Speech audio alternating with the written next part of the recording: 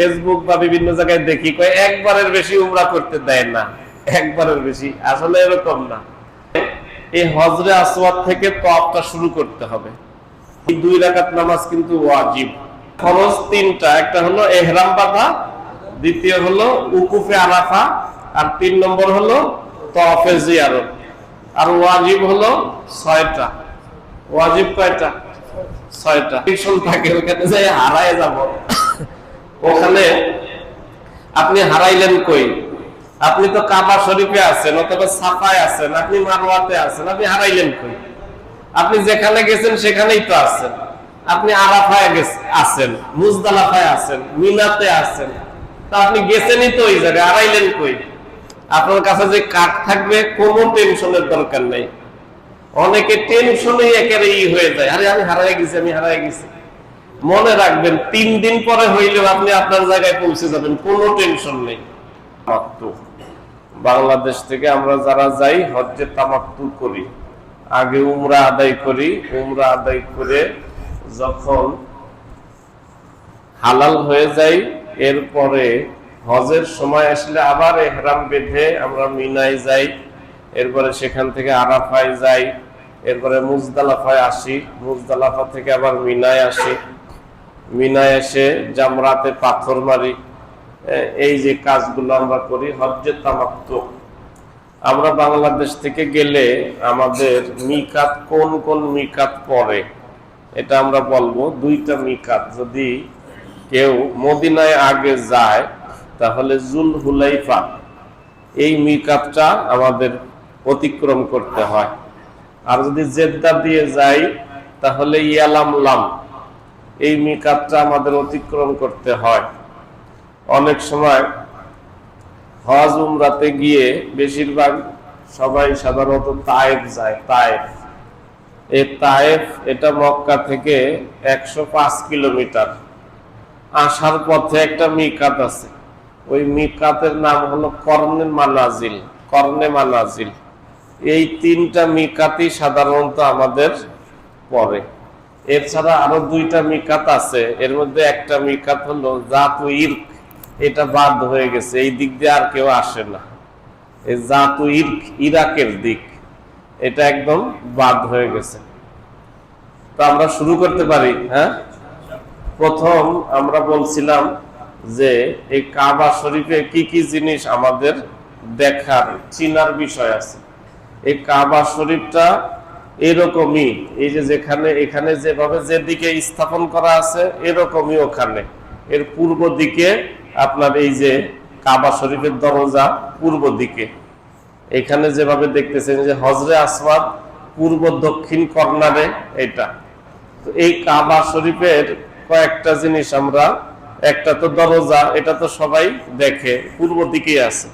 কিন্তু এই কাবা শরীফের দরজা থেকে নিয়ে হজরে আসওয়াদ পর্যন্ত যে জায়গাটা, এই জায়গাটার নাম হলো মুলতাজাম। এই যে কাবা শরীফের দরজা, এইখান থেকে নিয়ে হজরে আসওয়াদ পর্যন্ত একটু জায়গা আছে, এই জায়গাটার নাম কি? মুলতাজাম। এই মুলতাজামে যদি কেউ কোনো দোয়া করে, কেউ যে দোয়া করবে আল্লাহ তাআলা কবুল করবেন, সুবহানাল্লাহ। তাহলে এই মুলতাজাম এটা হলো আপনার কাবা শরীফের দরজা আর হজরে আসওয়াদের মাঝের এই জায়গাটার নাম হলো মুলতাজাম। এছাড়া এই যে কাবা শরীফের এটা চৌখাট নিচে, এই কাবা শরীফের দরজার চৌখাট ধরে যদি কেউ দোয়া করে, সেই দোয়াও সাথে সাথে আল্লাহ পাকের দরবারে কবুল হয়। এরপরে হজরে আসওয়াদ, এই হজরে আসওয়াদ এটা ওই পূর্ব দক্ষিণ কর্নারে। এই হজরে আসওয়াদ পাথর, হযরত ইব্রাহিম আলাইহিস সালাম কাবা শরীফ নির্মাণ করার পরে আল্লাহ পাকের কাছে জানতে চাইলেন, হে আল্লাহ, এই কাবা শরীফের তওয়াফটার স্টার্ট কোত্থেকে হবে? তো আল্লাহ পাক রব্বুল আলামিন জান্নাত থেকে এই পাথরটা পাঠিয়ে দিলেন, আর আল্লাহ পাকের নির্দেশেই এই পূর্ব দক্ষিণ কর্নারে এই পাথরটা স্থাপন করা হলো। আল্লাহ পাক বলে দিলেন, আমার ঘরের তওয়াফটা শুরু হবে এখান থেকে। সুবহানাল্লাহ। এই হজরে আসওয়াদ পাথর, এই পাথরটা কোত্থেকে আসছে? জান্নাত থেকে আসছে। এই হজরে আসওয়াদ থেকে তওয়াফটা শুরু করবে কিভাবে, এগুলো তো আমি সামনে বলবো। এখন তো শুধু খালি পরিচয় করায় দিচ্ছে। তাহলে আমরা মুলতাজাম চিনলাম, হজরে আসওয়াদ চিনলাম, কাবা শরীফের দরজা চৌখাট চিনলাম। এই কাবা শরীফের আরেকটা গুরুত্বপূর্ণ জায়গা হলো রুকনে ইয়ামানি। রুকনে ইয়ামানি এটা আপনার পশ্চিম দক্ষিণ কর্নার। এই যে পশ্চিম, এই দক্ষিণ, এই পশ্চিম দক্ষিণ কর্নার হলো রুকনে ইয়ামানি। এই রুকনে ইয়ামানি এইটা গুরুত্বপূর্ণ কর্নার। এই তওয়াফের সময় এখানেও সুযোগ পাইলে এই রুকনে ইয়ামানি স্পর্শ করা। হ্যাঁ, আর এমনি এখন তো অনেক ভিড়, কাছে আসা কঠিন। এই দুইটা আর ওখানে আপনি পৌঁছলে একটু বড় দেখতে পাবেন, বাকি একেবারে দেখবেন যে এইরকমই সব। তো এই জন্য প্র্যাকটিক্যাল এমনি বই পুস্তকে পড়ে যদি শিখা যায় তাহলে ভালো মনে থাকতে চায় না। এই জন্য একদম প্র্যাকটিক্যাল যদি আমরা দেখি তাহলে ইনশাল্লাহ আমাদের আশা করি হলো গুরুত্বপূর্ণ। এছাড়া এই যে উত্তর পূর্ব কর্নার, এটা হলো রুকনে ইরাকি। রুকনে ইরাকি মানে এই কর্নারে ইরাক, ইরাক নামের দেশ, এই জন্য এটার নাম হলো রুকনে ইরাকি। ওই পাশে যে কর্নারটা, এই কর্নারকে রুকনে শামি বলে। এইদিকে সিরিয়া, এই জন্য এটাকে রুকনে শামি বলে। তাহলে পশ্চিম উত্তর কর্নারটা হলো কি রুকনে শামি। এখানে আমাদের আরেকটা জিনিস জানার বিষয় আছে। এই যে আমরা দেখতেছি, এটা হলো মিজাবে রহমত। কাবা শরীফের উপরে বৃষ্টি হইলে যে পানিটা পড়ে, এই পানি মিজাবে রহমত দিয়ে পড়ে। এই মিজাবে রহমত যদি কারণ হজ এবং উমরার সময় বৃষ্টি হয় আল্লাহর মেহেরবানিতে, আর সে যদি এখান থেকে একটু পানি নিতে পারে, তো এটা একদম সর্বজন স্বীকৃত। এই পানি অসুস্থ ব্যক্তিকে খাওয়াইলে আল্লাহ তার সুস্থ করে দেন। আর এই পানি যদি কেউ খায় তাহলে কাবার ছাদের পানি খাইলো, এর চাইতে আর বড়। এটার নামই রাখা হয়েছে রহমতের এই নালা, রহমতের নালা। তো এইটা মিজাবে রহমত আপনার কোন পাশে? উত্তর পাশে। এই উত্তর পাশে আরেকটা গুরুত্বপূর্ণ জিনিস, সেটা হলো আপনারা গেলে দেখবেন এইভাবে একটা বাউন্ডারি দেওয়া আছে। এই যে আমরা এখানে একটু করে রাখছি, হ্যাঁ, এরকম একটা বাউন্ডারি দেওয়া আছে। এইটা হলো হাতিমে কাবা। হাতিম মানে টুকরা, হাতিম মানে কি? টুকরা। হাতিমে কাবা মানে কাবারই অংশ, কাবার অংশ। কাজেই এই কাবা শরীফের ভিতরে তো সবার পক্ষে সম্ভব না কোনো সময় 2 রাকাত নামাজ পড়া, বা কাবা শরীফের ভিতরে ঢুকাও তো সম্ভব না। হ্যাঁ, কোন মুসলিম রাজা বাদশাহ বা বিভিন্ন মুসলিম ব্যক্তিত্ব যারা, ওনারা গেলে কাবা শরীফের দরজা খুলে ভিতরে ঢুকার জন্য সুযোগ পায়, কিন্তু সবাই তো আর পারে না। আল্লাহ পাক মেহেরবানি করে এমন একটা করে দিয়েছেন, এই কাবা শরীফের প্রায় অর্ধেকের কিছু কম এই জায়গাটা, এই জায়গা খালি রয়েছে। মক্কার কুরাইশরা যখন কাবা শরীফ নির্মাণ করছে, তখন তারা একদম স্বচ্ছ ফ্রেশ হালাল টাকা দিয়ে করছে। তো ওই সময় তাদের টাকা একটু শর্ট পড়ে গেছিল, এই জন্য বলছিল এই অংশটা আমরা পরে করব, এই অংশটা পরে করব, এই এতটুক করছে। অনেক সময় দেখা যায় মানুষ বাড়ি করে, একটা রুম কমপ্লিট করি, এরপরে পাশে আবার করবা না, এরকম করে না। তো একটা রুম চারপাশে ইট টিট গাইতে ভিতরে মোটামুটি থাকার ব্যবস্থা করে, আর একটা সাইড থাকে, পরে আবার আস্তে ধীরে করে। কিন্তু এইটা আর করা হয় নাই, এটা আর করা হয় নাই। নবী করিম সাল্লাল্লাহু আলাইহি ওয়াসাল্লামের বয়স যখন 30 বছর, তখন এই কাবা শরীফের এই সংস্কার হয়েছে। এরপরে নবীজি নবুয়ত লাভ করছেন, মক্কার কুরাইশরা এদের সাথে তো একটা শুরু হয়ে গেছে। এরপরে 8ম হিজরিতে এসে মক্কা বিজয় হয়ে গেছে, এটা আর করা হয় নাই, ওটা খালি খালি রয়ে গেছে, এখনো খালি রয়ে গেছে। যদিও মাঝখানে আব্দুল্লাহ ইবনে জুবাইর রাদিয়াল্লাহু তাআলা এটা আটকায় দিয়েছিলেন, কিন্তু পরে এটা খুলে দেওয়া হয়েছে। আর হযরত ইমাম মালিক রাহমাতুল্লাহ আলাইহিকে জিজ্ঞেস করা হয়েছিল, উনি বলছেন যে না, খোলাই থাকে। তো হয়তো আল্লাহ তাআলা আমাদের জন্যই খোলা রাখছে। কি বলেন? যারা হজ উমরায় যায়, ওই হাতিমের ভিতরে 2 রাকাত নামাজ তো পড়ার সুযোগ হয়। হ্যাঁ, তো এই জন্য যে হাতিমের ভিতরে নামাজ পড়লো বা ভিতরে প্রবেশ করলো, সে কিন্তু কাবা শরীফের ভিতরেই প্রবেশ করলো। এখানে একটা আনুষঙ্গিক কথা বলে দেই, এই যে হাতিম, এই হাতিমের এই সাইড দিয়ে এক জায়গা আছে ঢুকা, ওই সাইড দিয়ে ঢুকার জায়গা আছে। কেউ যদি এই ভিতর দিয়ে তওয়াফ করে তাহলে অর্ধেক ঘর তওয়াফ হইলো, আর বাকি অর্ধেক হইলো না, এই জন্য তার তওয়াফ হবে না। এই জন্য সে কিন্তু বাইরে দিয়ে তওয়াফ করতে হবে। কি ভাই, ওই হাতিমের বাইরে দিয়ে তওয়াফ করতে হবে। আগে আমরা প্রথম যে সময় গেছি ওই সময় দেখছি যে এই জায়গা দিয়ে খোলা আছে, মানুষ এই দিক দিয়ে ঢোকে 2 রাকাত নামাজ পড়ে বের হয়ে যায়। পরবর্তীতে দেখছি এটা আটকায় দিয়েছে। আমি জিজ্ঞাসা করলাম আটকায় দিয়েছে কেন? কয় যে ওই অনেকে শটে মেরে দেয়, অনেকে শটে মেরে দেয়, এই ভিতর দিয়ে তওয়াফ করে ফেলে, তো ওর তো হজ হয় না, উমরা হয় না। এই জন্য এক পাশ আটকায় দিয়েছে, ওই পাশ দিয়ে ঢুকতে হবে, ওই পাশ দিয়ে বেরিয়ে হবে। তো যাই হোক, এই হাতিমের পরিচয়টা করাই দিলাম। উত্তর পাশে এই অংশটার নাম হলো হাতিম।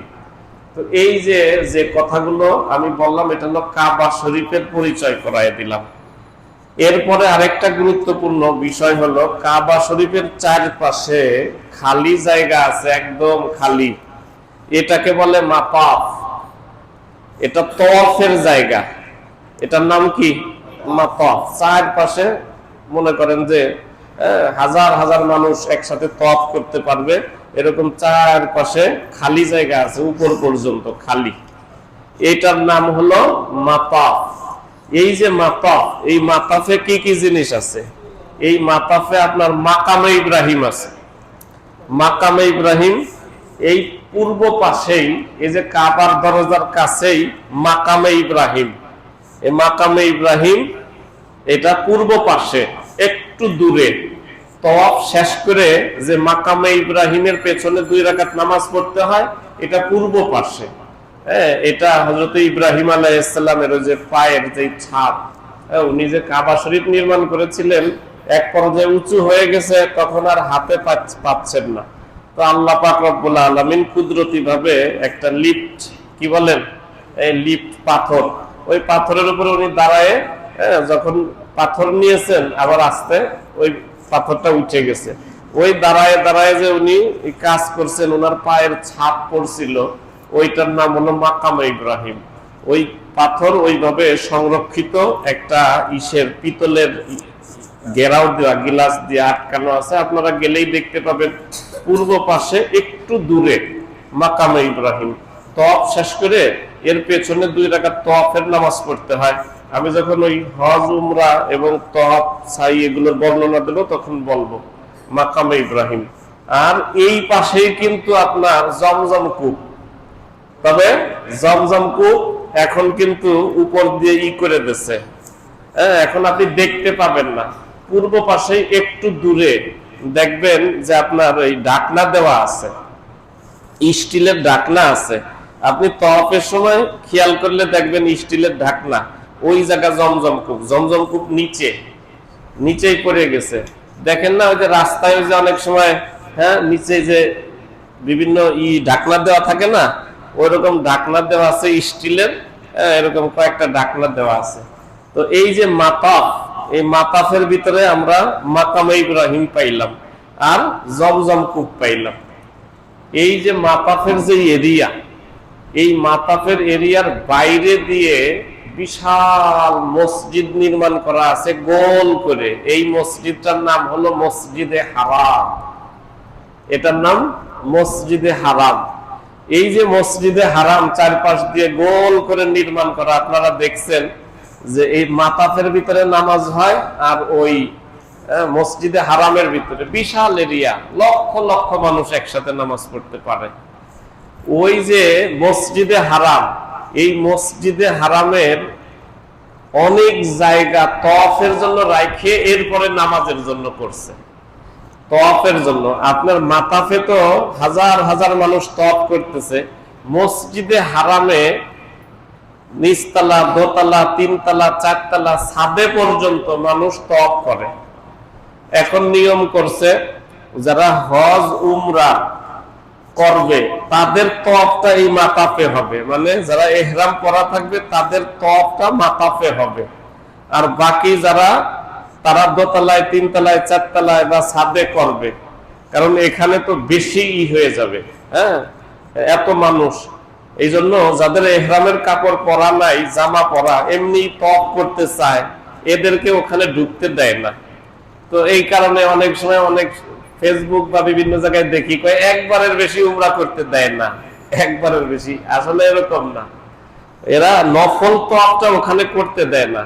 নফল তওয়াফ ওখানে করতে গেলে যারা উমরা করতেছে উনাদের সাথে বেশি কি হয়ে যায়, ওই জায়গা খুব গাদাগাদি হয়ে যায়, কঠিন হয়ে যায়। আবার মহিলারাও ওখানে তওয়াফ করে, তো বেশি গাদাগাদি হইলে তো অসুবিধা। এই জন্য নফল তওয়াফ যারা করে, ইহরাম পরা নাই, এরা ওই বাইরে দোতলায়, তিনতলায়, চারতলায় বা ছাদের উপরে তারা তওয়াফ করে। তাহলে হ্যাঁ, মসজিদের হারামের চারপাশে ওই সামনের অংশ তওয়াফের জন্য রাখছে, সামনের অংশ গোল করে, এখানে মাথার যেরকম গোল ওই রকম ভাবে তওয়াফের জন্য চারপাশে গোল করে অনেক জায়গা রাখছে। প্রতি তলায় হাজার হাজার মানুষ একসাথে তওয়াফ করতে পারে।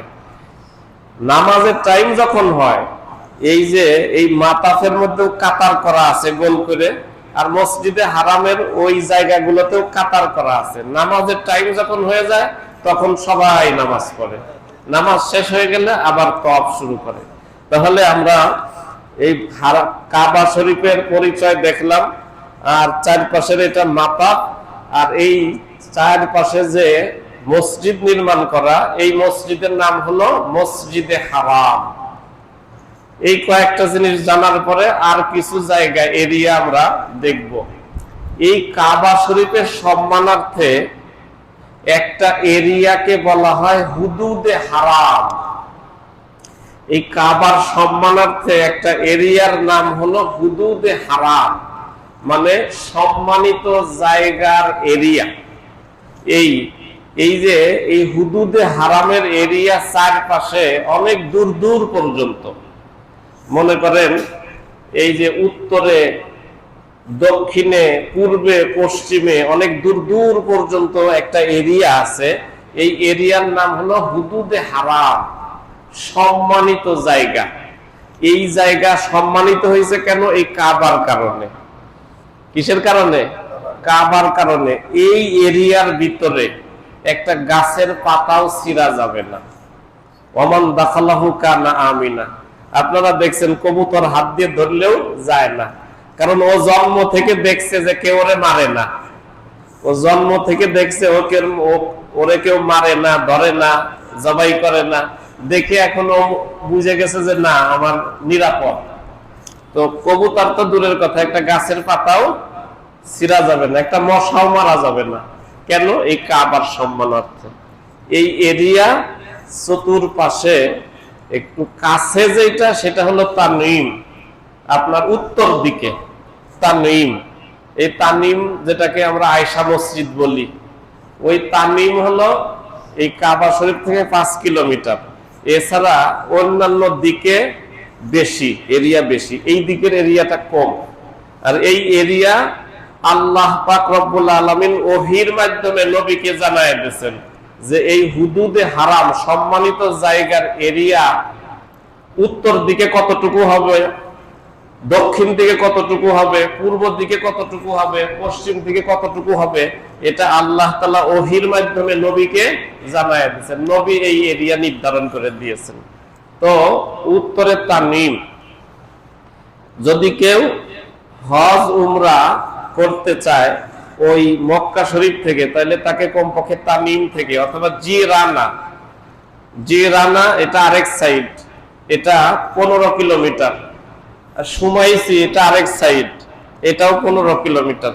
এরকম ভাবে এই যে এরিয়ার কথা বললাম, এই এরিয়ার নাম হলো হুদুদে হারাম, সম্মানিত জায়গা। এই এরিয়ার ভিতরে মিনা আছে না? মিনা কাবা শরীফ থেকে 5 কিলোমিটার পূর্বে, 5 কিলোমিটার পূর্বে। আমরা মিনা দেখাবো সামনে।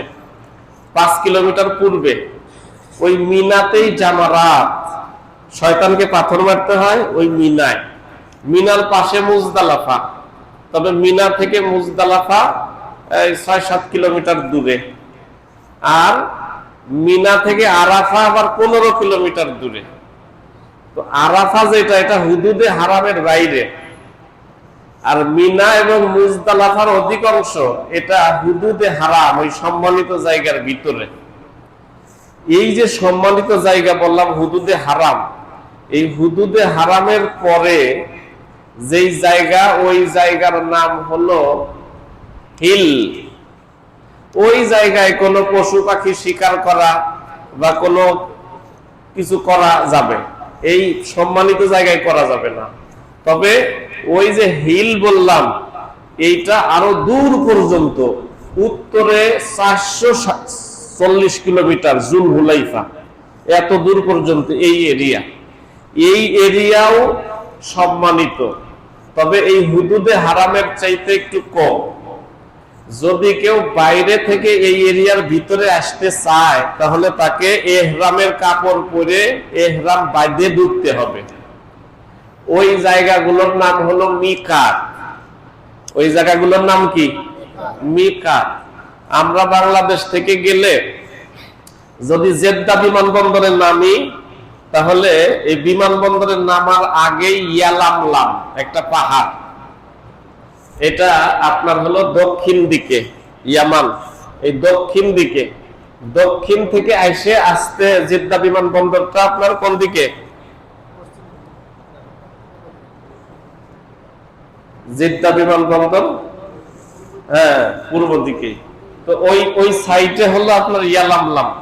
ওই ইয়ালামলাম ওখানে হলো আমাদের এহরাম বাঁধতে হয়। এই জন্য সাধারণত বিমানবন্দর থেকে এহরাম বেঁধে যায়, নইলে ওই ইয়ালামলাম আসার আগে বিমানে এলান করে যারা এহরাম এখনো বাঁধেন নাই তাড়াতাড়ি এহরাম বেঁধে যান।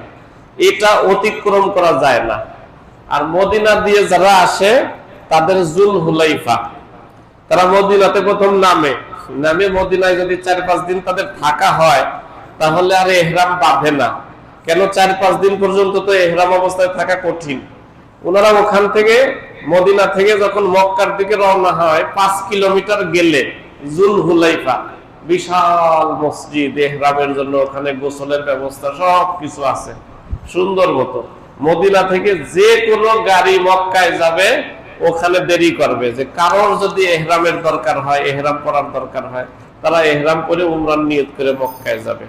তাহলে আমরা এই মক্কা শরীফের, এই কাবা শরীফের চারপাশে কয়টা এরিয়া জানলাম? একটা তো মাতফ, এরপরে 4 দিয়ে মসজিদে হারাম, মসজিদে হারামের পরে হুদুদে হারাম, সম্মানিত জায়গা। এই সম্মানিত জায়গার পরে যাইয়ে আপনার মিকাত, মিকাতের এরিয়া অনেক বড়।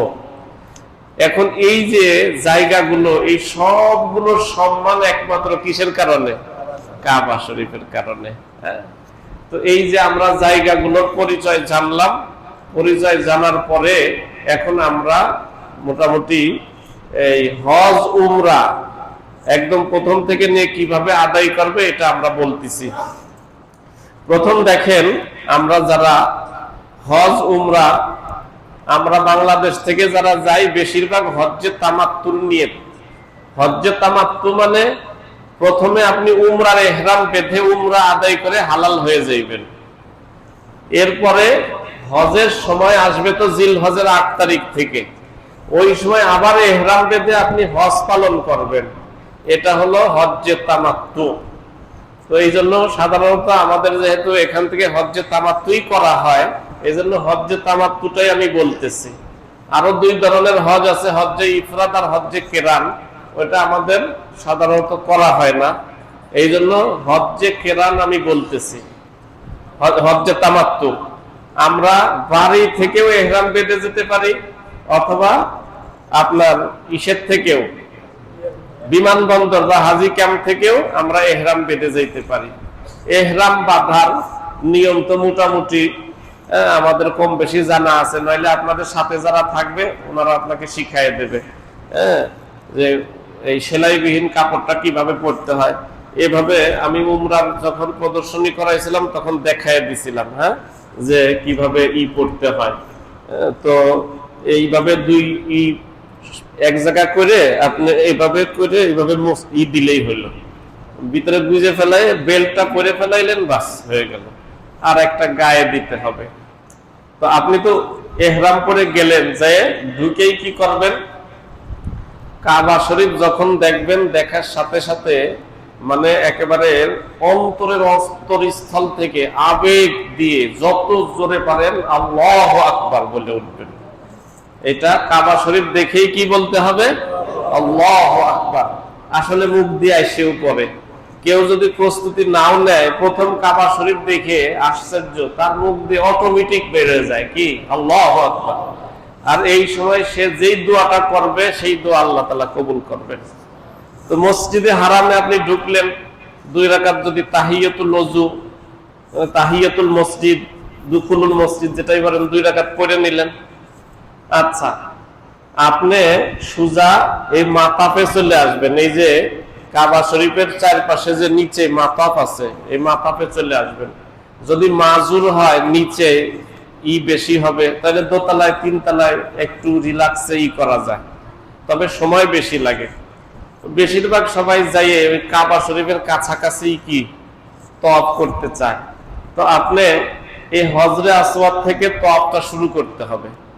হজরে আসওয়াদের চুম্বন দিয়ে তওয়াফ শুরু করা সুন্নত, তবে চুমা দেওয়া তো কঠিন। হাদিসের মধ্যে আসছে যদি এখানে ভিড় থাকে তাহলে চুমা দেওয়ার জন্য ওখানে পারাপারি করার কোনো দরকার নেই।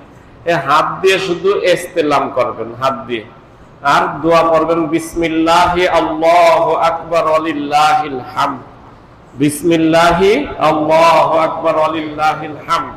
এই যে করলেন না, এটাই আপনার চুমা হয়ে গেছে, মানে ওইটার বিকল্প এইটা। আপনি এটা মনে করবেন না, হারে চুমাটা দিতে পারলাম না, হ্যাঁ, এটা না। এর যেহেতু বিকল্প আছে, ওযুর বিকল্প তায়াম্মুম। কারোর যদি কোনো অসুবিধা থাকে, তায়াম্মুম করে নামাজ পড়লে নামাজ হবে না? নামাজ হবে, কোনো অসুবিধা নেই।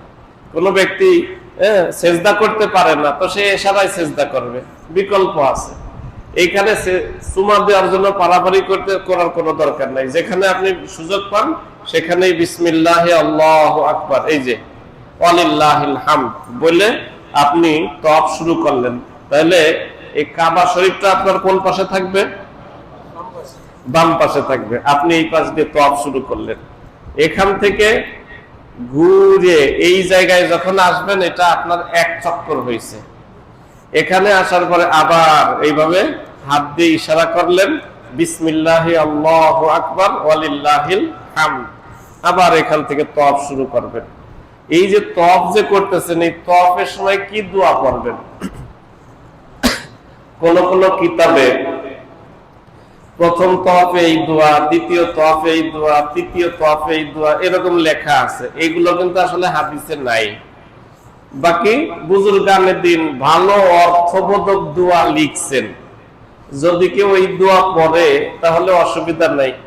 আর ওই দোয়া পড়ার চাইতে আমার মনে হয় নিজের আবেগ থেকে যেটা পড়বে সেটাই ভালো। হ্যাঁ হ্যাঁ, বাংলায় বলতে পারবে। তবে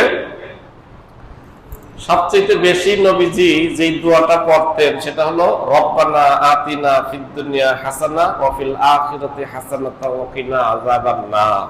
এই দোয়া তো সবারই মুখস্থ আছে। এই দোয়াটা পড়লেন, আপনি নিজের থেকে কোনো দোয়া করলেন, তাহলে এখান থেকে এই পাশ পর্যন্ত আসলেন 1 চক্কর হইল, আবার আসলেন 2 চক্কর হইল, আবার আসলেন 3 চক্কর হইল। এইভাবে কয় চক্কর? 7 চক্কর।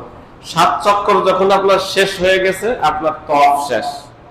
এখন কি করবেন? 2 রাকাত তওয়াফের নামাজ পড়া ওয়াজিব। 2 রাকাত তওয়াফের নামাজ ওয়াজিব। এই যে বললাম পূর্ব সাইডে মাকামে ইব্রাহিম, এই মাকামে ইব্রাহিমের পেছনে যত দূরে পড়েন অসুবিধা নাই। এখানে যেহেতু তওয়াফ চলতে থাকে, এখানে পড়া মুশকিল। আপনি ওই যে নিচতলায় হারাম, মসজিদে হারামের ওই ভিতরে যায় পড়েন, কোনো অসুবিধা নেই। 2 রাকাত নামাজ পড়বেন। 2 রাকাত নামাজ পড়ে দোয়া করলেন। এরপরে সাইর আগে আপনার কাজ আছে।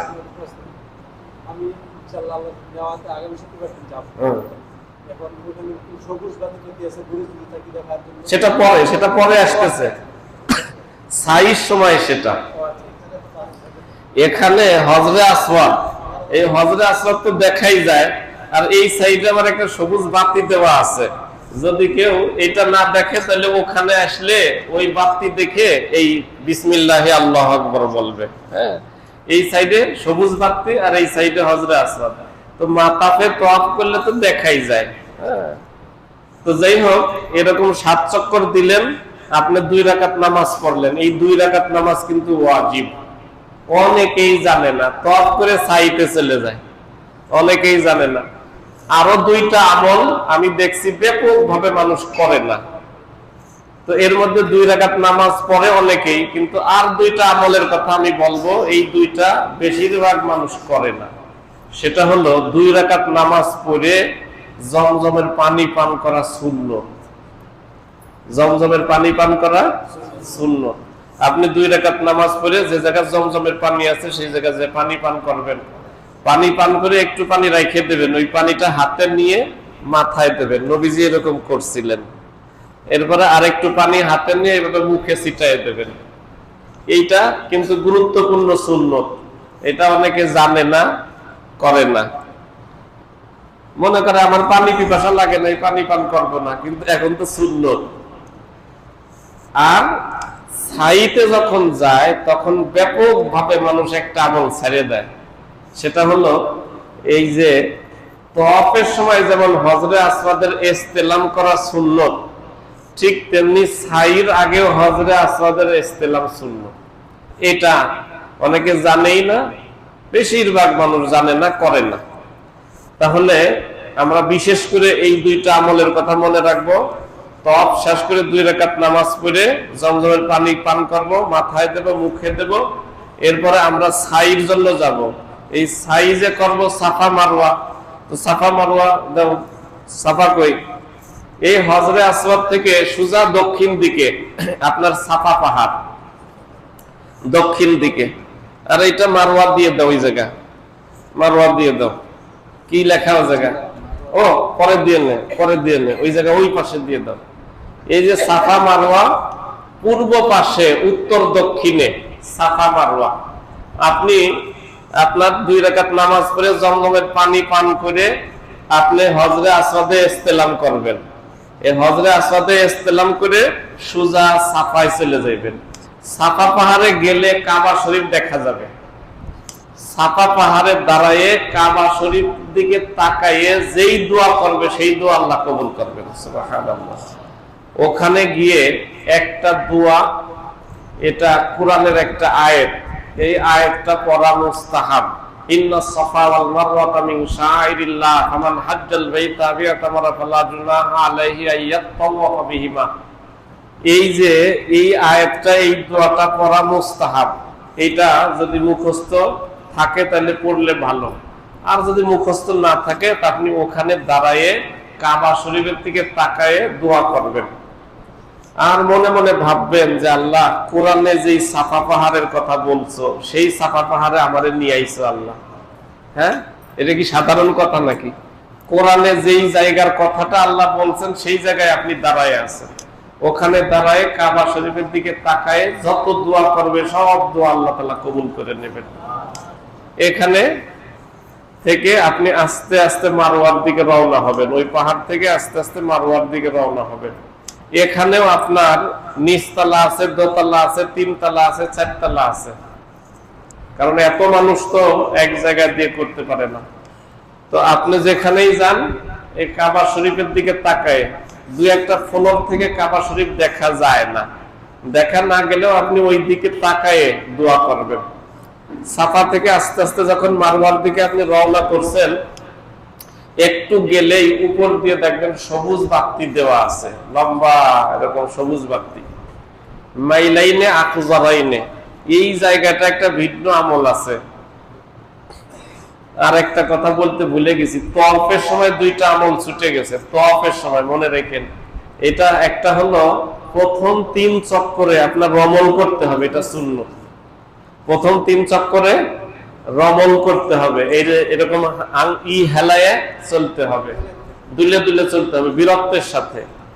আর এই সময় আপনার এই ইস্তেবা করতে হবে, মানে এই যে ডান বাহু খালি রাখতে হবে, আপনার ওই চাদরটা এইভাবে এইখানে উঠাই দিতে হবে। এটা এই 3 চক্কর যখন শেষ, রমলও শেষ, আবার এটাও কি, এটাও শেষ, আবার সে সময় আপনি পরে নেবেন। এই 2টা আমল তওয়াফের মধ্যে মনে রাখতে হবে। ওই মনে করেন যে এটা অনেক সময় অনেকের ছুটে যায়, তওয়াফের প্রথম 3 চক্করটা রমল করতে হবে। তবে এখানে মনে রাখবেন খুব ভালো করে, যেই তওয়াফের পরে সাই আছে সেই তওয়াফে রমল আছে, ইস্তেবা আছে। এমনি আপনি প্রতিনিয়ত 7 চক্কর দিলে যে তওয়াফ হবে, এই তওয়াফে কিন্তু রমল নাই, ইস্তেবাও নাই। আবার আসার সময় যে তওয়াফে বিদা করবেন, এই তওয়াফে রমলও নাই, আবার ইস্তেবাও নাই, এটা খোলা রাখা লাগবে না। তাছাড়া উমরার তওয়াফ, যেহেতু উমরার তওয়াফের পরে আবার সাই আছে, এখানে আপনার রমলও আছে, ইস্তেবাও আছে। এরপরে হজের জন্য যে তওয়াফটা করেন, তওয়াফে জিয়ারত বলে এটা, এই তওয়াফে জিয়ারা এটা ফরজ, এরপরে সাই আছে। এই জন্য এখানেও কি আছে, রমল আছে, ইস্তেবা আছে। মনে থাকবে না এই 2টা? না না, মহিলাদের কোনো ই নেই, মহিলাদের কোনো রমল নাই, মহিলাদের কোনো ই নাই। হ্যাঁ, আচ্ছা, তাহলে আমরা সাইতে গিয়েছিলাম। সাই এই যে বললাম যে পূর্ব দক্ষিণ কর্নারে হলো আপনার সাফা, আর উত্তর পূর্ব কর্নারে কি মারওয়া। এই সাফা থেকে আস্তে আস্তে আপনি যখন মারওয়ার দিকে রওনা করবেন, কিছু দূর গেলেই ওই সবুজ বাতি, ওইখানে আপনার একটু দ্রুত চলতে হবে। এখানে কিন্তু কাঁধ হেলানো জরুরি না, একটু দ্রুত যাওয়া জরুরি। এখানে হযরতে আম্মাজান হযরতে হাজেরা রাদিয়াল্লাহু তাআলা আনহা, এই যে জমজম কূপের এখানে তো হযরতে ইসমাঈল আলাইহিস সালাম ছিলেন, তো উনি সাফা থেকে মারওয়া, মারওয়া থেকে সাফায় যাইতেন। ওই জায়গাটা একটু নিচু ছিল, উনি যে সাফা থেকে মারওয়ায় যাইতেন, ওই সন্তানের দিকে তাকায় তাকায় যাইতেন, সন্তানকে দেখতে দেখতে যাইতেন। ওই জায়গায় নিচু হওয়ার কারণে সন্তানকে দেখা যাইত না, এই জন্য এই জায়গাটা উনি একটু দৌড় দিয়ে চলে যাইতেন, সন্তান দেখা যাচ্ছে না। ওই জন্য হাজিদেরকেও একটু দৌড়ায় যাইতে হয়। আসলে এই যে মনে করেন হজের যে ইগুলো বেশিরভাগই তো হযরত ইব্রাহিম আলাইহিস সালাম এবং হযরতে হাজেরা, ওনাদের কুরবানি, ওনাদের আমল আল্লাহর কাছে এত পছন্দ হয়েছে, আল্লাহ তাআলা আমাদেরকে নির্দেশ দিয়েছেন, তোমরা আমার এই বান্দার মতো একটু অভিনয় করো। সুবহানাল্লাহ। তো এই জন্য ওই মাইলাইনে আখজারাইনে, সবুজ বাতির নিচ দিয়ে আমরা একটু দ্রুত যাব, কিছু দূর গেলে এটা শেষ হয়ে যাবে, শেষ হইলে আবার একটু আস্তে আস্তেই যাব। এই যে যাব, কোথায় যাইতেছি, কোথায় যাইতেছি, আমরা মনে মনে এই কল্পনা করব যে আল্লাহ তোমার রহমতের দিকে আমি দৌড়ায় যাইতেছি। সুবহানাল্লাহ, আল্লাহর রহমতের দিকে আমরা যাইতেছি। তো এইভাবে কল্পনা করে যাইব। মারওয়া পাহাড়ে গিয়ে ওখান থেকে আবার কাবা শরীফ দেখা যাবে, মারওয়া পাহাড় থেকে। এখানে সব ফলরে দেখা যায় না, আপনি ওখান থেকে এই কাবা শরীফের দিকে তাকায় আবার দোয়া করবেন। এখানেও কিন্তু ইন্নাস সাফা ওয়াল মারওয়াতা, সাফা মারওয়া দুইটার কথাই তো কোরআনে আছে। ইন্নাস সাফা ওয়াল মারওয়াতা মিন শাআইরিল্লাহ ফামান হাজ্জাল বাইতা ফালা জুনাহা আলাইহি ইয়াতাওয়াফু বিহিমা। এটা ওখানেও পড়তে হবে, পড়ে এরপরে আপনি দোয়া করবেন। কিছু মানুষ আছে, এরা কি করে, কত তাড়াতাড়ি দৌড়ায় শেষ করতে পারে, তাইলে কি হইল নাকি, এই ইসে গেল, সাফাই গেল, দৌড় দিয়ে আবার মারওয়ায় গেল, আবার দৌড় দিয়ে আসলো, আবার গেল, রাস্তায় গেল, হয়ে গেছে। আসলে তো এরকম না। হ্যাঁ, আপনার ভিন্ন একটা আবেগ, অনুভূতি, ব্যথা, মহাব্বত, ভালোবাসা নিয়ে আপনার কি করতে হবে। ওখানে গিয়ে মারওয়াতে গিয়ে আবার দোয়া করতে হবে।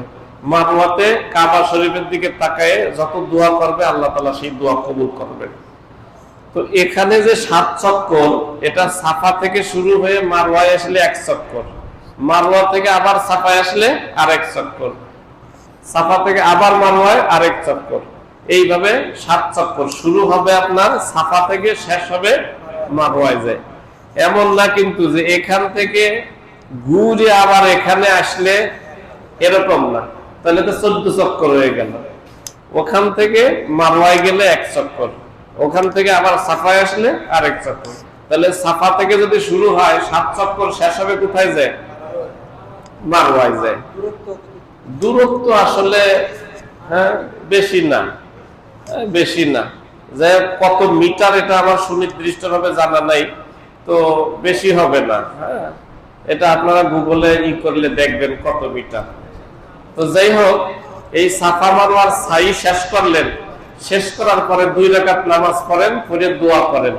আপনার কিন্তু উমরার কার্যক্রম শেষ। এখন মাথা মুন্ডন করলে আপনার উমরা শেষ, মাথা মুন্ডন করলে উমরা শেষ। এই যে আপনি প্রথম যাইয়ে উমরাটা আদায় করলেন, এরপরে আপনার জিলহজের 8 তারিখে আবার হজ। তো এই যে কয়দিন আপনি থাকবেন, এই কয়দিন যখন সুযোগ পাবেন তখন বাইতুল্লাহ তওয়াফ করবেন। কারণ হাদিস শরীফে আছে বাইতুল্লাহর উপরে প্রতিদিন 120টা রহমত নাজিল করেন আল্লাহ। এর মধ্যে 60টা রহমত যারা তওয়াফ করে তাদের জন্য, আর 40টা রহমত যারা নামাজ পড়ে তাদের জন্য, আর 20টা রহমত যারা অন্যান্য আমল করে তাদের জন্য। তো এই জন্য সুযোগ পাইলেই আপনি তওয়াফ করবেন। সবচেয়ে ভালো আপনি কুরআন তেলাওয়াত করতে করতে তওয়াফ করতে পারেন। দোতলায় 3 তলায় একটু থাকে, তো আপনি সুন্দর মতো কুরআন তেলাওয়াত করতে করতে, তাহলে আপনার জিকির তাসবিহ হয়ে গেল। আবার কি, হ্যাঁ, তো আর যেহেতু আপনার নফল তওয়াফ তো নিচে যাইতে দেবে না, দোতলায় 3 তলায় করতে হবে, এই জন্য সুন্দর। আর যদি কোনো তাসবিহ পড়েন, হ্যাঁ, তাসবিহ পড়তে পারেন, তাহলে আপনার উমরার কার্যক্রম শেষ হয়ে গেল। উমরার পরে যে কয়দিন আপনি মক্কা শরীফে থাকবেন, এই কয়দিনে আপনি 1 নম্বর কাজ হলো 5 ওয়াক্ত নামাজ জামাতের সাথে হারাম শরীফে আদায় করা, 1 নম্বর কাজ। দ্বিতীয় হলো যত বেশি সময় পারেন হারাম শরীফে থাকবেন, জিকির, কোরআন তেলাওয়াত, তাসবিহ অথবা তওয়াফ।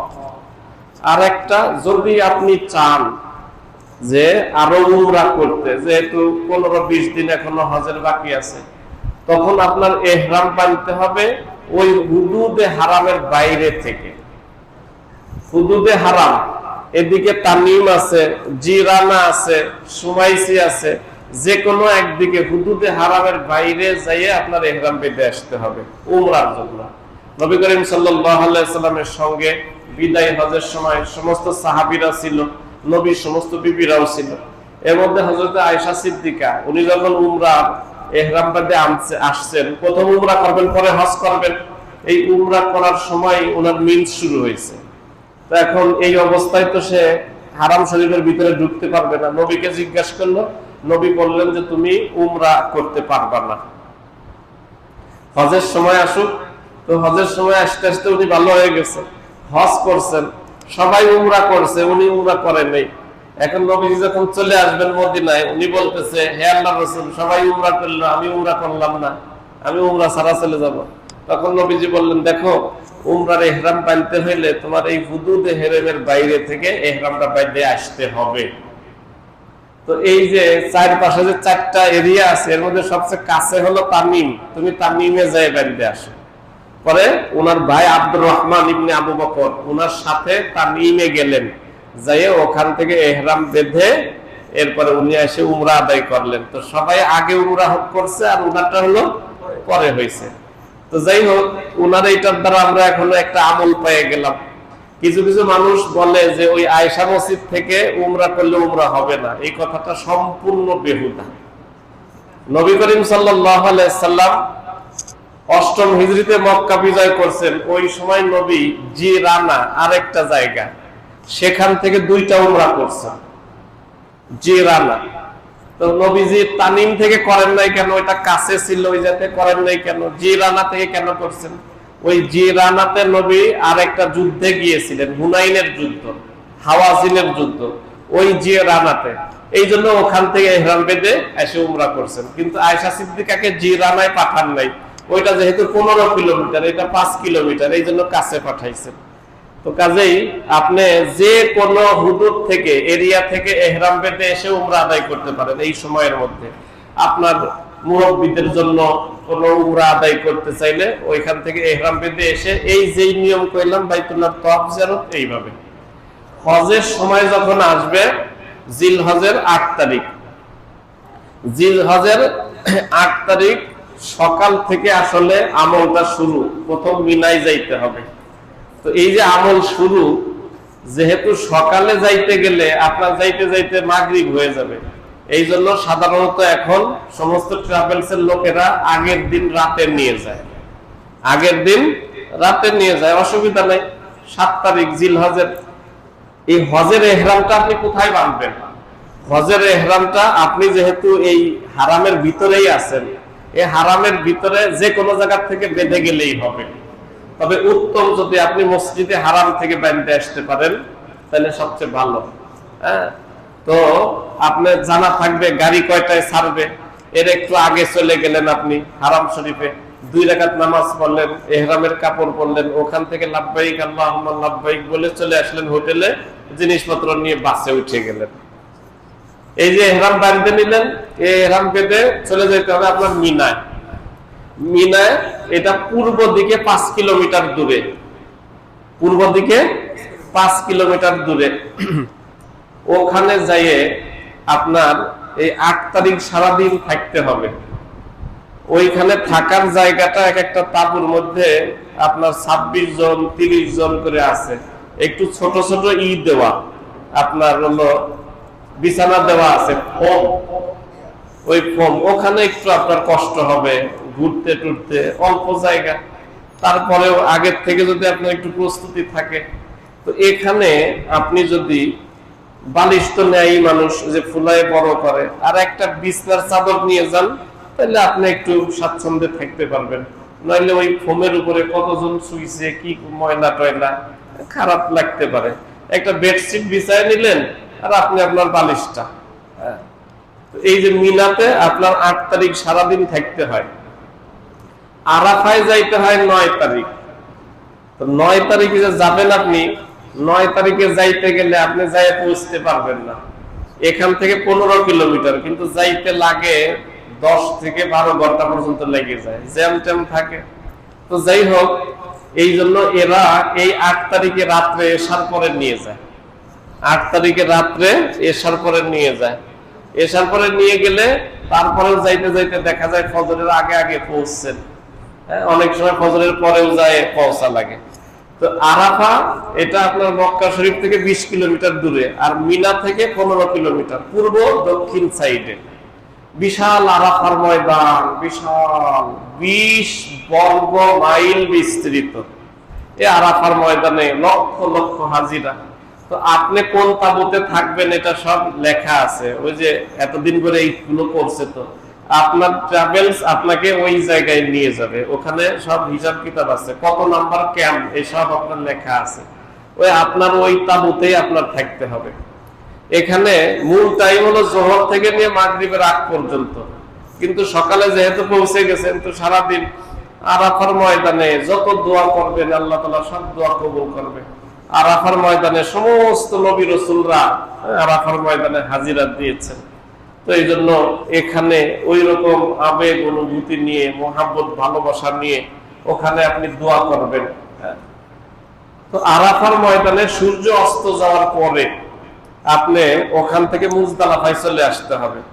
তো মুজদালিফায় যদি কেউ, এমনি তো ট্রাভেলস এর গাড়ি আছে, হ্যাঁ, ওই প্রত্যেকের নামে গাড়ি বরাদ্দ দেওয়া আছে। আপনার ওই গাড়ি আসতে অনেক সময় দেরি হইতে পারে, এটা ট্রাভেলস যারা আছে ওরাই খুঁজে বের করে যে আমার এখানে 50 জন 100 জন হাজি আছে, আমার এখানে 5টা গাড়ি বা 2টা গাড়ি, ওই গাড়ির নাম্বার কত, এটা আসলে তখন ওরা ওই গাড়িতে উঠে নিয়ে যায়। কিন্তু এখানে বেশ একটু হজবরল হয়, হ্যাঁ, 20-25 লাখ মানুষ একসাথে বেরোয়, কষ্ট হয়ে যায়। ওই জন্য অনেক মানুষ আরাফা থেকে হাইটে চলে যায় মুজদালিফায়। আরাফা থেকে অনেকগুলো রাস্তা আছে, একদম সোজা লাল রাস্তা, লাল ইট বিছানো, এখান দিয়ে একটা সাইকেলও চলতে পারে না, মানুষ হাইটে যাবে, এখানে কোনো যানবাহন চলবে না। লক্ষ লক্ষ মানুষ হাইটে চলে যায় মুজদালিফায়। 15 কিলোমিটার যাইতে যারা বাসে যায় তাদের বহু আগে হাইটে যারা যায় তারা চলে যায়। তো সাথে যদি তেমন ব্যাগ ট্যাগ না থাকে বা কোনো, অনেকে আছে শুকনা খাবার টাবার এই সেই বিছানা বালিশ নিয়ে বিশাল এক করে ফেলায়, এদের বেশি কষ্ট হয়। এখানে আরাফায় তো খাবার দেয়, মিনাতেও খানা দেয়।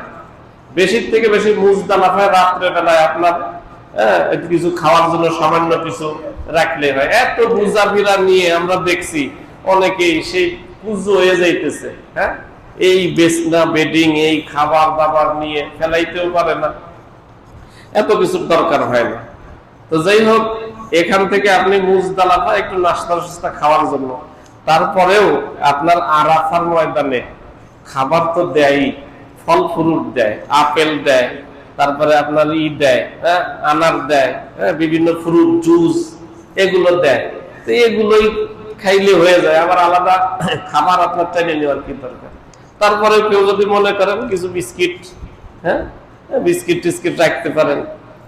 তো যাই হোক, এই মুজদালিফাতে আপনি গেলেন, আরাফায় আপনি যদি ওই মসজিদের নামেরা এখানে যদি বড় জামাতে নামাজ পড়েন তাহলে জোহর আর আসর একসাথে, আর যদি আপনার তাবুতে পড়েন তাহলে জোহরের টাইমে জোহর, আসরের টাইমে আসর। প্রত্যেক তাবুতে আলাদা আলাদা জামাত হয়, প্রায় মনে করেন 25-30 জন থাকে, ওখান থেকে একজন ইমামতি করে। তো এই জন্য জোহর আসর পড়লেন, মাগরিব পড়বেন না, মাগরিব আর এশা মুজদালিফায় যায় পড়তে হবে। তাতে রাতের 1টা বাজুক 2টা বাজুক 3টা বাজুক ওই মুজদালিফায় যায় পড়তে হবে। মুজদালিফা থেকে আপনার 5 কিলোমিটার হলো আপনার মিনা। তো এখানে আপনার সূর্য উদিত হওয়ার আগ পর্যন্ত আপনি মুজদালিফায় থাকবেন। সূর্য উদিত হওয়ার পর এখান থেকে রওনা হবেন আপনি মিনায়। মিনায় যে জামারাত আছে, জামারাত মানে ওই যে শয়তানকে যে পাথর মারে, শয়তানের পাথর মারার এটাও আমাদের বানাইছে বাচ্চারা, ওখানে দেখাইতে গেলে আবার হয়ে যাবে। হ্যাঁ, ওই যে মিনা, মিনায় ঢুকার পথেই জামারাত আছে, 3টা বড় বড় পিলার। ওই পিলারের ওখানে যেয়ে আপনার 7টা করে কঙ্কর মারতে হবে। প্রথম দিন শুধু তৃতীয়টাতে মারতে হবে, প্রথম দিন তৃতীয়টাতে না, তৃতীয়টা, দ্বিতীয় দিন এবং তৃতীয় দিন, প্রথম দ্বিতীয় তৃতীয় 3টাই মারতে হবে। তো এই যে আপনি চলে আসলেন 9 তারিখে তো আরাফায় রইলেন, 10 তারিখে চলে আসলেন মিনায়, পাথর মারলেন। এই পাথর মারার পরে আপনার কাজ হলো কুরবানি। তো অধিকাংশ মানুষ এরা ওই ব্যাংকে টাকা দিয়ে দেয়। এখানে একটা সন্দেহ থাকে, কুরবানির আগে কিন্তু মাথা হলক করা যাবে না, মাথা চাচা যাবে না। অনেকের সন্দেহ থাকে আমার কুরবানিটা হয়েছে কি হয় নাই, আমি মাথা হলক করবো কি করব না।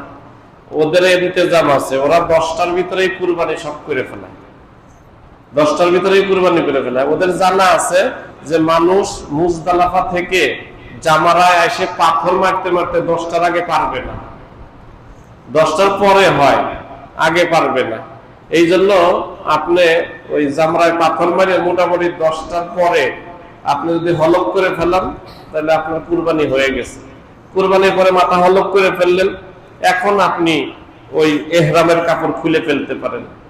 এখন আপনার কাজ রয়েছে শুধু তওয়াফে জিয়ারত আর সাই, তওয়াফে জিয়ারতটা আর সাইটা। এই তওয়াফে জিয়ারত আপনি ইহরামের কাপড় পরেও করতে পারেন, ইহরামের কাপড় খুলে গোসল টোসল করে মাথা হলক করে ফ্রেশ হয়েও করতে পারেন, আপনার ইচ্ছা। তবে আপনি যদি ইহরামের কাপড় পরে তওয়াফ করেন তাহলে আপনাকে নিচেই তওয়াফ করতে দিবে, এই মাথা ফের। হ্যাঁ, অনেক সময় লাগে, বিকাল হয়ে যায়। তা আপনি যদি ওই কাপড় পরে থাকেন তাহলে আপনাকে মাথা ফের তওয়াফ করতে দিবে। আর যদি পোশাক পরে ফেলেন তাহলে 2তলায় 3তলায় 4তলায় 5তলায় আপনার যেটা সুবিধা সেটা করলেন। এই তওয়াফ আর সাই যখন করে ফেলাইছেন আপনার হজ হয়ে গেছে, আপনার হজ হয়ে গেছে। তাহলে হজের ফরজ 3টা, একটা হলো ইহরাম বাঁধা, দ্বিতীয় হলো উকুফে আরাফা, আর 3 নম্বর হলো তওয়াফে জিয়ারত। আর ওয়াজিব হলো 6টা। ওয়াজিব কয়টা? 6টা। এই ওয়াজিবের মধ্যে 1 নম্বর মুজদালিফায় যে গেছেন, এই মুজদালিফায় যাওয়া ওয়াজিব। শয়তানরে পাথর মারছেন, এটা ওয়াজিব। মাথা মুন্ডন করছেন, এটা ওয়াজিব। কুরবানি করছেন, এটা ওয়াজিব। সাই সাই করছেন এটা ওয়াজিব, আর আসার আগে তওয়াফে বিদা এটা ওয়াজিব। এই 6টা ওয়াজিব, তাহলে 3টা ফরজ আর 6টা ওয়াজিব আর 9টা সুন্নত। এই সুন্নত গুলো আমরা এর আগে যে বলছি এর ভিতরে এসে গেছে। 9টা সুন্নত, 1 নম্বর হলো গোসল করা, ইহরামের সময় কি গোসল করা, এরপরে 2 রাকাত নামাজ পড়া, এরপরে সাদা কাপড় সেলাইবিহীন পরিধান করা, এরপরে ওই তালবিয়া পড়া, এটা সুন্নত, তালবিয়া পড়া সুন্নত। এরপরে তওয়াফের সময় রমল করা সুন্নত, ইস্তেবা সুন্নত। এরপরে আপনার পানি পান করা, জমজম কূপের পানি পান করা কি সুন্নত। এরপরে আপনার রমল তো কইছি, জমজমের পানি 7টা, আরো 2টা আছে সুন্নত। নামাজ তো ওয়াজিব, নামাজ ওয়াজিব। এরপরে ওই যে ইশের সময়, সাইর সময় যে জায়গা সবুজ জায়গা আছে না, ওই জায়গাটা কি দৌড় দেওয়া, আর সাফা মারওয়ায় দোয়া করা। তো এই সুন্নত গুলো এর আগে যে বলছি এর ভিতরে চলে আসছে। তাহলে হজের ফরজ, ওয়াজিব, সুন্নত সহ এরপরে আমরা যে হজ্জে তামাত্তু করি কিভাবে, এটা আমরা মোটামুটি আলোচনা করলাম। এখন কেউ যদি কিছু জিজ্ঞাসা করতে চান, জানতে চান, অল্প সময়ের মধ্যে জিজ্ঞাসা করতে পারেন। তওয়াফ যখন করবেন, এখানে আমি একটা জিনিস বলি, তওয়াফ যখন করবেন মসজিদে হারামের মধ্যে জুতা পায়ে দিয়ে তওয়াফ করা কেমন লাগে? আবার আপনি মুজা পরতে পারবেন না, টাকনু খোলা রাখতে হবে। এই জন্য এক প্রকারের মুজা পাওয়া যায়, এই যে এতটুক, বুঝছেন, চামড়ার মোজা। এই মোজা পায়ে দিয়ে যদি তওয়াফ করে এটা সবচেয়ে ভালো। তওয়াফের জন্য সুবিধা, সাইতেও সুবিধা, নিচে এসিড ঠান্ডা থাকে তো খালি পায়ে খুব কষ্ট হয়, পাও ফাটে যায় অনেকের। আমি দেখছি, এ তারিখেও যায় দেখছি। আমি এই জন্য উমরায় যাওয়ার আগে বারবার বলছি যে আপনারা সবাই করবেন চামড়ার যে মোজা, কারণ জুতা পায়ে দিয়ে হারাম শরীফে খারাপ লাগে, আবার জুতা ছাড়াও কষ্ট হয়, মহা মুশকিলে পড়ে যেতে হয়।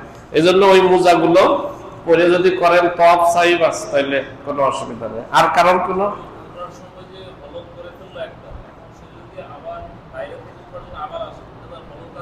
হলক করতে পারবে না, কিন্তু উপর দিয়ে শুধু বেলেট ঘুরাইলেই সে হালাল হয়ে যাবে। বেলেট ঘুরাইলেই হালাল হয়ে যাবে। যার মাথায় চুল নাই, টাক, ওই রকম মাথার উপর দিয়ে বেলেট ঘুরাইলেই কি রেজার ঘুরাইলে সে হালাল হয়ে যাবে। জি, আর কারণ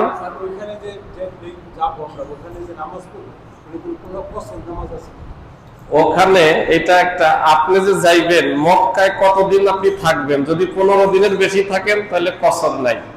আর আপনি তো নামাজ জামাতেই পড়বেন, হঠাৎ যদি জামাত ছাড়া পড়েন, বেশিরভাগ আমরা যারা যায় 15 দিনের বেশি মক্কায় থাকা হয়, 15 দিনের বেশি মক্কায় থাকা হয়, তাহলে সে পুরা নামাজ পড়বে।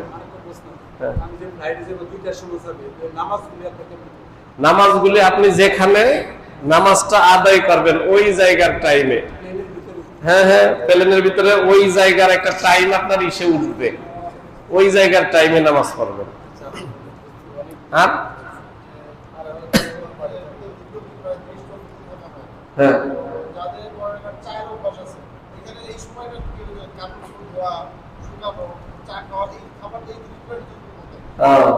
আমাদের রাকিল ভাই, আমাদের এই মসজিদের মুসল্লি, অনেকদিন পর্যন্ত এখানে ছিলেন, আমাদেরকে খুব মহব্বত করেন, ভালোবাসেন। উনি এখন কোথায় যেন মিরপুরে 1-এ, উনি আবার হজ উমরার করেন। এই যে হজের যে প্যাকেজ যেগুলো লাগে মানুষের, একদম যাবতীয় সবকিছুই আমরা ওনার কাছ থেকে নিয়ে গেছিলাম এই তারিখ। তো দেখা যায় যে কি কি কিনবে, এটা একটা ঝামেলা থাকে, এক প্যাকেজের ভিতরে সবকিছু।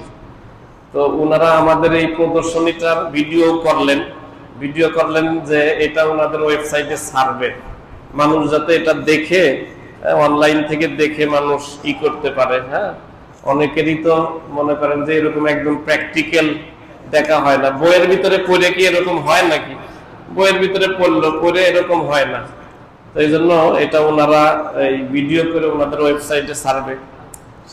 আর একটা জিনিস ওনারা করছেন যে হজ উমরার সফরে কি কি জিনিস লাগতে পারে এটার একটা লিস্ট ওনারা করছেন। হ্যাঁ, এটা আপনারা সবাই নিয়ে নেন, নিয়ে নিলে এটা পড়ে দেখবেন যে এর ভিতরে সবই যে আপনার লাগবে এরকম না, তবে কোনো না কোনো সময় এর সবগুলো লাগবে আপনার।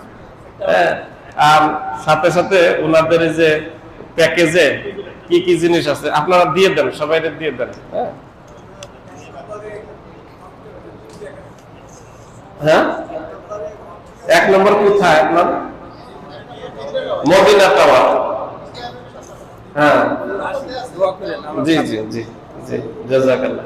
সবাই একটা একটা করে দিয়ে দেন, ওর হাতে দিয়ে দেন। জি জি জি, জাযাকাল্লাহ। জি, তো আর কারোর কোনো প্রশ্ন?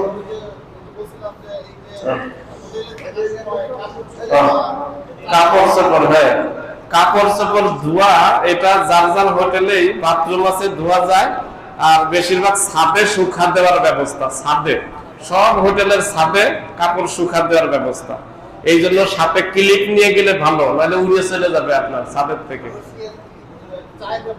চা, চায়ের বিষয় হলো চা ওই যাতে কিনে খাওয়া যায়, হোটেলের নিচে চায়ের ব্যবস্থা আছে, কিন্তু ব্যয়বহুল। 2 টাকা নেবে, 2 রিয়াল। 2 রিয়াল মানে আমাদের দেশে 64-65 টাকা। হ্যাঁ, তো আপনি ওখান থেকে কিনে খাইতে পারেন। আর না হইলে আপনি এখান থেকে রেডি টি নিয়ে গেলেন, আর নিয়ে গেলেন, ফ্লাক্স নিয়ে গেলেন, একটু পানি গরম করার জন্য একটা জগ নিয়ে গেলেন, পানি গরম করে আপনি বানায় খাইলেন। এটা হলো সবচেয়ে ভালো। আপনি ফ্লাক্সে রেখে দিলেন, যখন মনে চাইলে তখন খাইলেন। আর এই আর কি, বুঝছেন? আল্লাহ পাক রব্বুল আলামিন আমাদের এই প্রদর্শনীকে কবুল করেন আমাদের নাজাতের জন্য। জি, না না, নফল তাওয়াফে ইহরাম করা লাগবে না, সাধারণ কাপড় পরেই পরা যাবে। এই একটা কাগজ এই মুরব্বিকে দেন।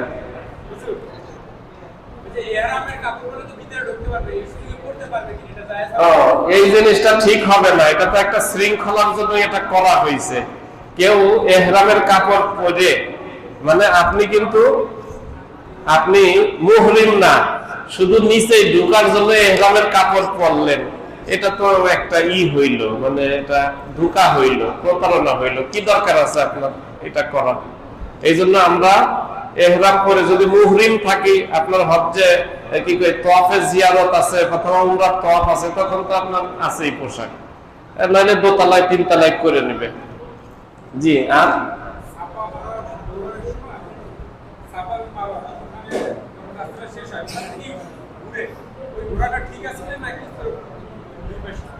ওই যে পাহাড়ের যে পুরা এরিয়া আছে, ওই পাহাড়ের এরিয়ায় পৌঁছলেই হয়ে যাবে, কিন্তু উপরে উঠে দোয়া করা মুস্তাহাব। এই জন্য সাফা পাহাড়ের উপরে উঠে দোয়া করা মুস্তাহাব। আর আমাদের এখানে দেখতেছি অনেকেই হজের সফরে যাবেন, অনেকের একটা টেনশন থাকে ওখানে যাই হারায় যাব। ওখানে আপনি হারাইলেন কই? আপনি তো কাবা শরীফে আছেন, অথবা সাফায় আছেন, আপনি মারওয়াতে আছেন, আপনি হারাইলেন কই? আপনি যেখানে গেছেন সেখানেই তো আছেন। আপনি আরাফায় আছেন, মুজদালাফায় আছেন, মিনাতে আছেন, তা আপনি গেছেনই তো ওই জায়গায়, হারাইলেন কই? আপনার কাছে যে কার্ড থাকবে, কোনো টেনশনের দরকার নাই। অনেকে টেনশনে একেবারে হয়ে যায়, আরে আমি হারাই গেছি, আমি হারাই গেছি। মনে রাখবেন 3 দিন পরে হইলেও আপনি আপনার জায়গায় পৌঁছে যাবেন, কোনো টেনশন নেই। এই হারানোর টেনশনে আমি দেখছি অনেকেই, হ্যাঁ, এই সাথীদের পাইতেছে না, ঘামিয়ে টামিয়ে একেবারে অস্থির হয়ে গেছে। সাথীদের পাইতেছি না, আমি সাথীদের পাইতেছে না, তাই কি হয়েছে? আপনি আপনার আমল করতে থাকেন। ওই অনেক সময় দেখা যায় ওই আমলের ভিতরেই দেখা হয়ে যায়। তপ করতেছে, 4-5 চক্করের পরে দেখা হয়ে যায়, সাইয়ের ভিতরে এরকম দেখা হয়ে যায়। অনেকে আছে দাঁড়ায় রয়েছে, কি হয়েছে ভাই? আমার সাথী হারায় গেছে, দাঁড়ায় রয়েছে। হ্যাঁ, আপনি আপনার আমল করতে থাকেন। আর যদি নাই পান, অসুবিধা কি? আপনার কাছে হোটেলের কার্ড আছে না, আপনি একজনের দেখাইবেন, আপনারা বলে দেবে এই যে এই দিক দিয়ে চলে যান, আপনি হোটেলে এসে উপস্থিত হয়ে যাবেন। এই হারানোর টেনশন কেউ করবেন না।